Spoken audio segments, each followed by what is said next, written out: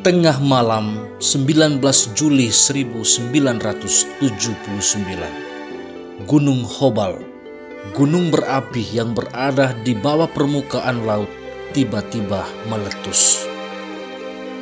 Letusan dahsyat itu diikuti dengan gempa bumi berkekuatan super dan gelombang laut setinggi 50 meter. Saat itu, warga yang tinggal di pesisir pantai Desa Waiteba, ibu kota Kecamatan Atadei, Kabupaten Lembata, sedang tidur nyenyak.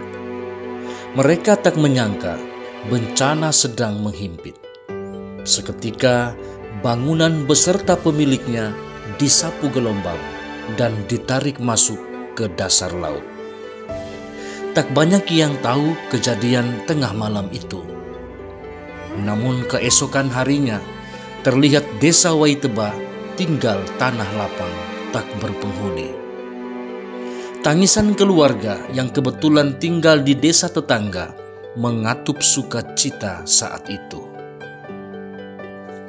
Pemerintah Provinsi Nusa Tenggara Timur mencatat 539 orang tewas, 364 orang hilang, dan tersisa 470 orang yang menderita karena kehilangan suami, istri, anak, dan keluarga lainnya. Kerugian material pun diperkirakan mencapai miliaran rupiah.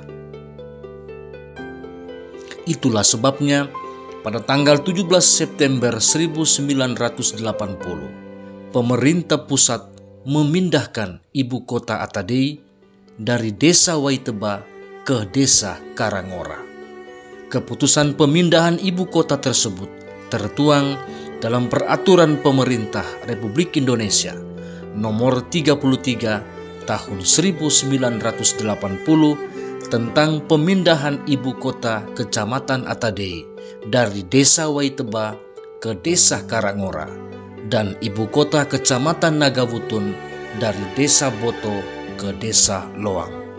Saat itu, dua desa ini masih berada di dalam wilayah pemerintahan Kabupaten Flores Timur. Peter Apollonius Rohi, seorang wartawan yang sempat mengabadikan Desa Waiteba dari ketinggian, punya cerita sendiri. Kata dia, saat letusan gunung terjadi, sejumlah penduduk sedang berada di desa tetangga yang letaknya di ketinggian untuk mengikuti misa.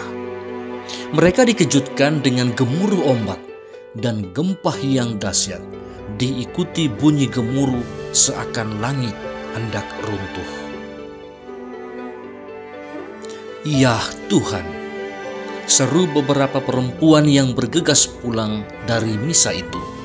Namun baru saja mereka turun ke desa mereka, laut sudah menyentuh kaki. Terpaksa mereka berlari pada malam yang makin gelap itu kembali ke atas bukit.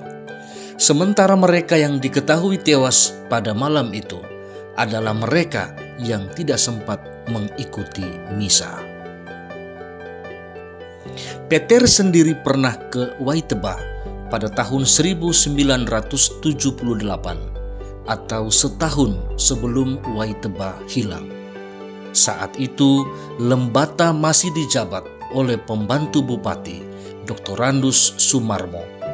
Ia bersama Mikhail, seorang staf suruhan Sumarmo, menuju Waiteba untuk melihat dari dekat pergerakan atau perubahan tanah akibat aktivitas gempa Gunung Hobal. Tanda-tanda gunung akan meletus sudah tampak. Hanya saja pemerintah kurang peka terhadap perubahan alam yang terjadi. Saat itu, Harian Umum Sinar Harapan menurunkan tulisan Peter di halaman utama. Tak lama kemudian, Gubernur Nusa Tenggara Timur Ben Boy datang berkunjung ke Lembata. Ironisnya, Ben Boy meminta masyarakat tetap tenang, tapi meminta masyarakat supaya juga jangan percaya pada laporan wartawan. Dia itu bukan ahli geologi, kata Ben Boy yang ditujukan kepada Peter sang wartawan. Bahkan ketua KNPI NTT yang tak ketinggalan dalam rombongan itu sempat membuat pernyataan, "Kami akan datang pertama sekali untuk membantu bila benar-benar gunung itu meletus." Juli naas itu membuat rasa sesak di dada. Saya gagal. Pemerintah tidak percaya berita saya dan tidak mengindahkan anjuran saya untuk merelokasi penduduk Waiteba. Saat musibah itu, gubernur tidak jelas, KNPI pun hilang janji. Saya menyesal kurang dapat meyakinkan negara. Padahal jalan menuju Waiteba begitu sulit melintasi 3 gunung kerucut yang terjal antara 70 sampai 80 derajat, kata Peter. Gunung Hobal sendiri berada di Kecamatan Atadei. Hingga kini, gunung yang berada di bagian selatan Kabupaten Lembata itu telah meletus sebanyak 4 kali, yakni tahun 1976, 1979, 1983, dan 2013 yang lalu.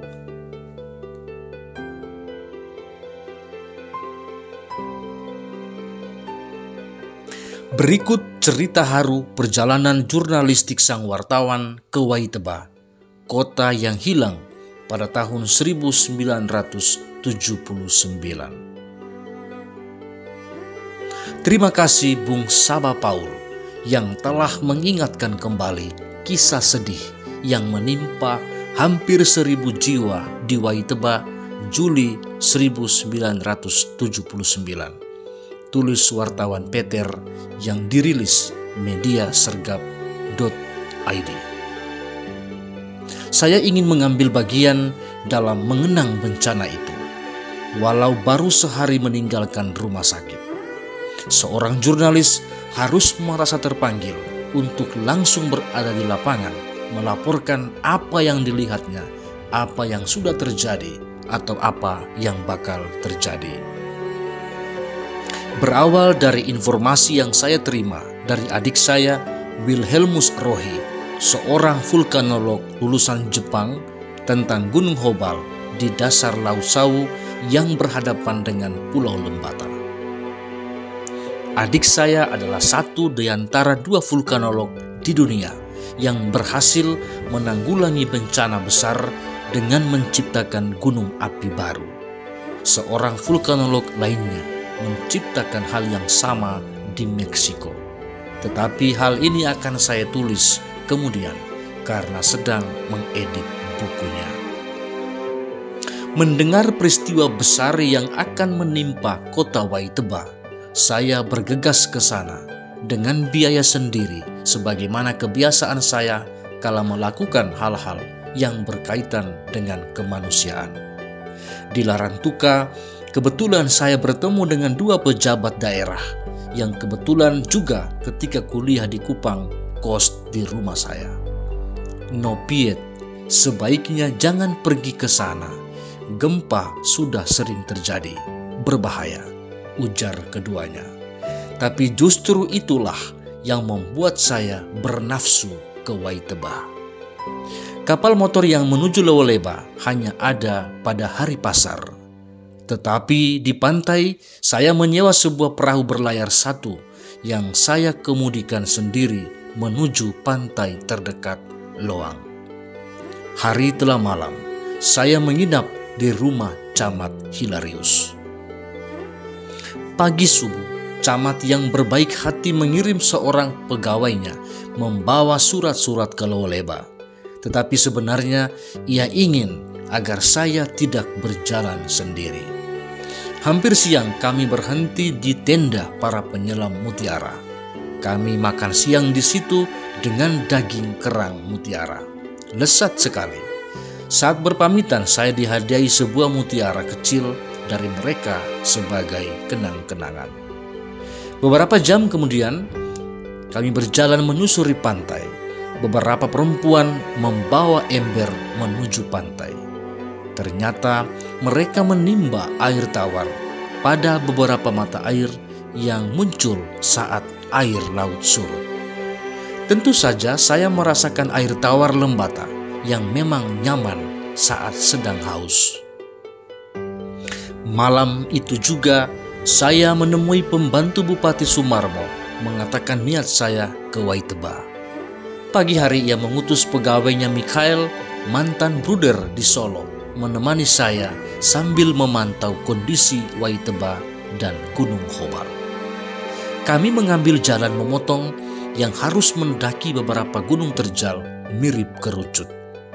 Ketika dahaga sudah tidak tertahankan, kami singgah di kampungnya mantan Ketua DPRD NTT Jan Kiapoli.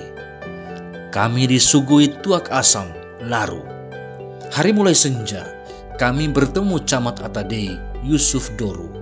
Dia ditemani seorang pegawainya yang akan menuju Lewoleba. Kami hanya bercakap sebentar saja. Malam hari di rumah kepala desa Waiteba, saya heran karena disediakan air panas di kamar mandi. Sumur-sumur di sini sudah mendidih, kata kepala desa menjelaskan. Keesokan harinya, hari Minggu, perempuan-perempuan menuju ke gereja menyusuri pantai sambil di tangannya pemintal benang menari-nari. Di pantai tampak ikan-ikan besar terdampar, bagai sudah direbus. Sejak semalam gempa terus-menerus. Saya dan Mikhail mendaki bukit untuk membuat foto-foto. Tetapi bukit itu pun longsor dan kami berguling-guling bersama bebatuan. Saya hanya menjaga tustel Canon FTB saya agar tidak lepas dan tenggelam di antara batu-batu. Hari itu juga kami bergegas pamit. Jangan lupakan kami, pesan seorang ibu. Kami pun Golkar. Saya tidak tahu makna pesan itu, tapi tentu ia mengharapkan pemerintah agar segera turun tangan. Kali ini memilih menyusuri pantai dan mendaki menuju sebuah desa di mana kami bermalam di rumah kepala desa. Ia baru tiba dari Jakarta dan menyarankan kami pagi-pagi bergegas ke desa pantai yang ada sebuah kapal motor menuju Lewoleba.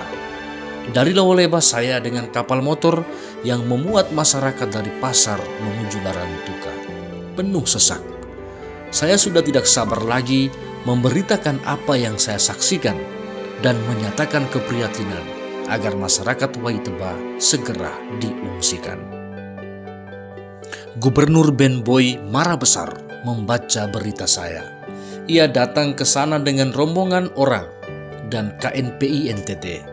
Ia memberikan kecaman pada berita saya setelah mencabut sebatang ubi kayu di ladang petani. Ini tanah sangat subur, jangan percaya pada itu wartawan. Kata Ben Boy, KNPI pun ikut berjanji, kalau terjadi apa-apa, kami yang akan menyelamatkan saudara-saudara. Beberapa bulan kemudian bencana besar itu sungguh-sungguh terjadi. Gubernur diam dan KNPI pun tak datang menyelamatkan mereka. Waiteba sudah lenyap. Di bukitnya tinggal pohon-pohon eukaliptus yang memutih dan merangkas. Tiada siapa-siapa kecuali saya yang menangis sendirian karena tak bisa meyakinkan negara untuk segera menyelamatkan saudara-saudara saya itu. Semoga Tuhan menyertai mereka di alam sana.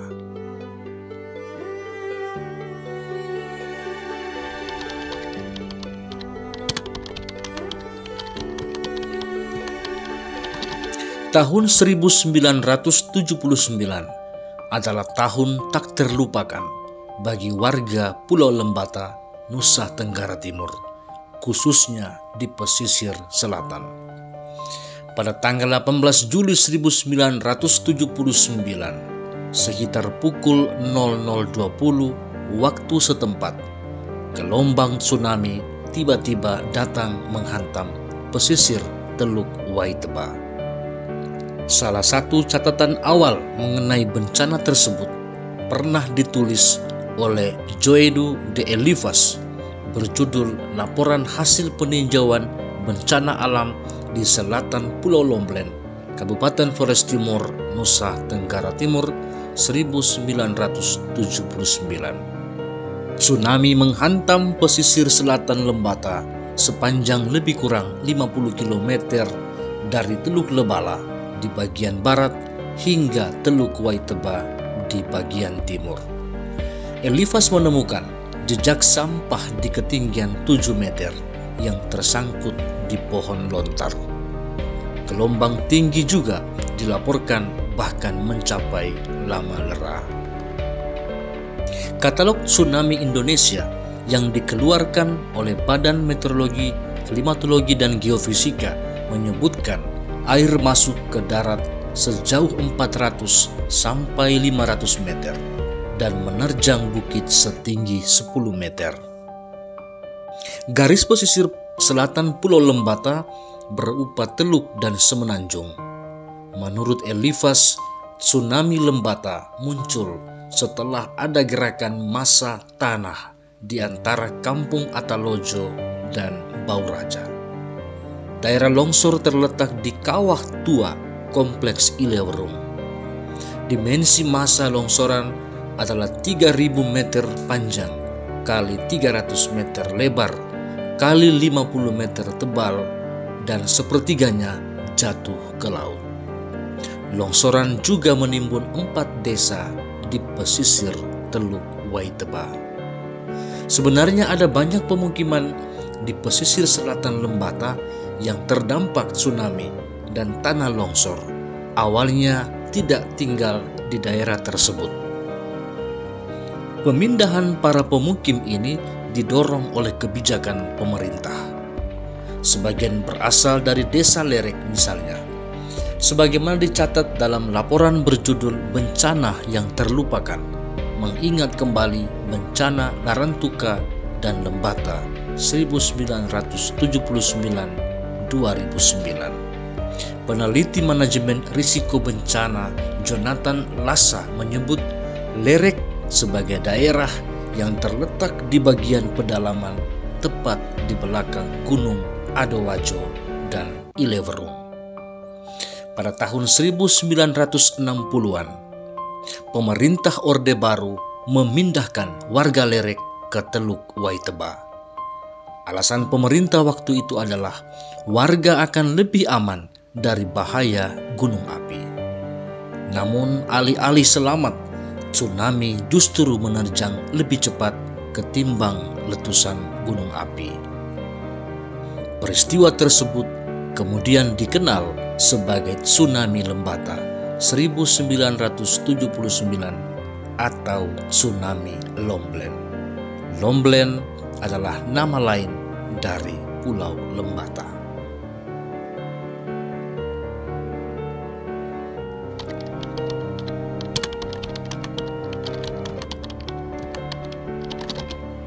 Tsunami Lembata 1979 meninggalkan sejumlah pertanyaan. Kendati ada longsoran besar yang terjun ke lautan dan menimbulkan tsunami, penyebab longsoran sendiri masih memunculkan spekulasi. Sistem peringatan dini gempa dan tsunami Indonesia saat itu memang belum ada. Namun catatan meteorologi dan geofisika juga tidak menunjukkan aktivitas gempa sedikit pun yang berpusat di sekitar Nusa Tenggara Timur saat longsor dan tsunami menerjang Lembata. Catatan United States Geological Survey atau USGS tentang gempa 1979 di seluruh dunia tidak memunculkan nama Lembata atau daerah sekitar NTT.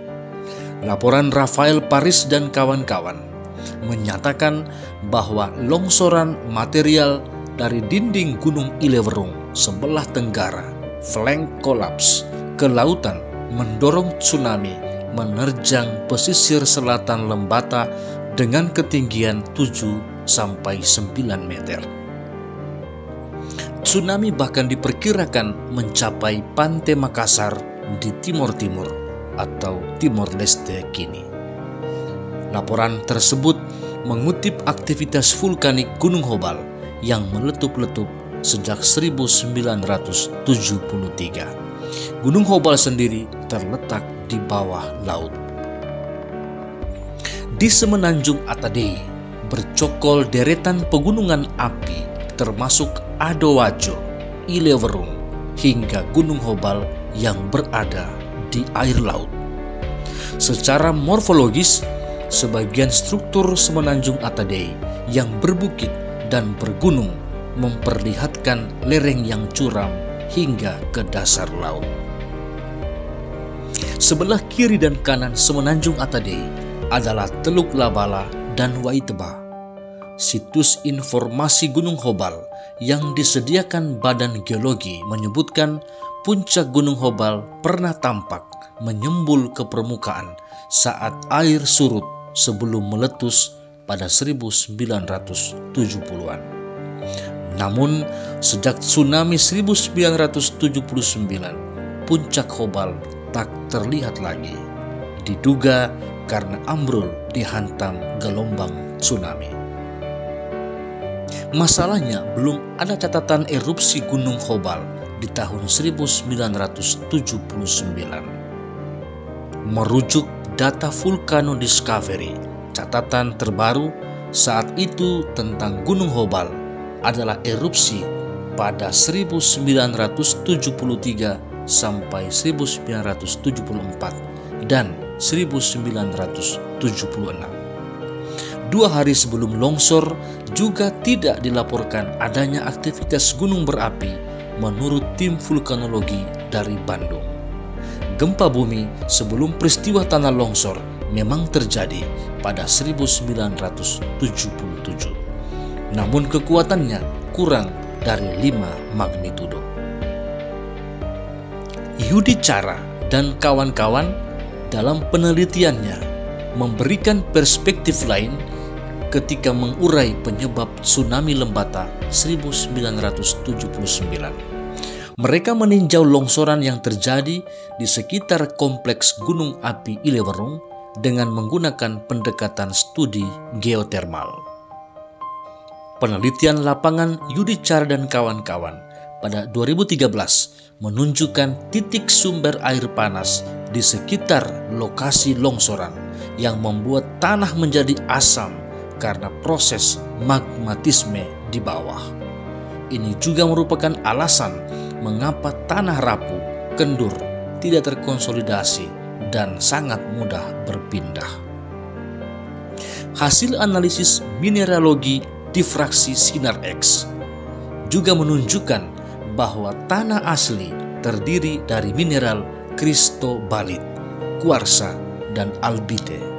Sedangkan material tanah longsor terdiri dari mineral lempung seperti kuarsa, saponit, kabasite, silikon, oksida, dan koesite yang adalah mineral khas di lingkungan hidrotermal.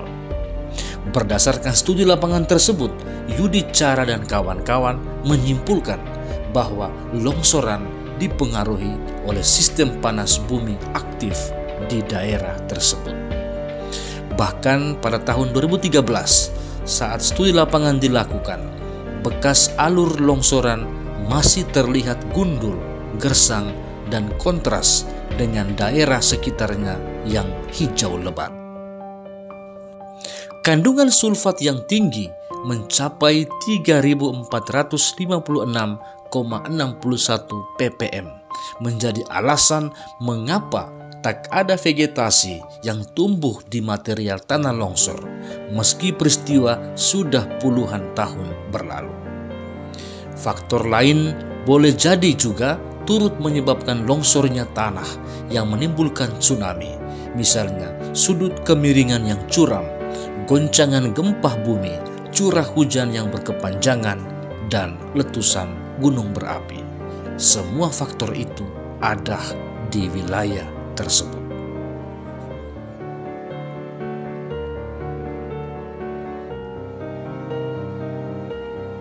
Apapun itu, semua yang terjadi, kita yakini bahwa semuanya adalah rencana dan kehendak ilahi.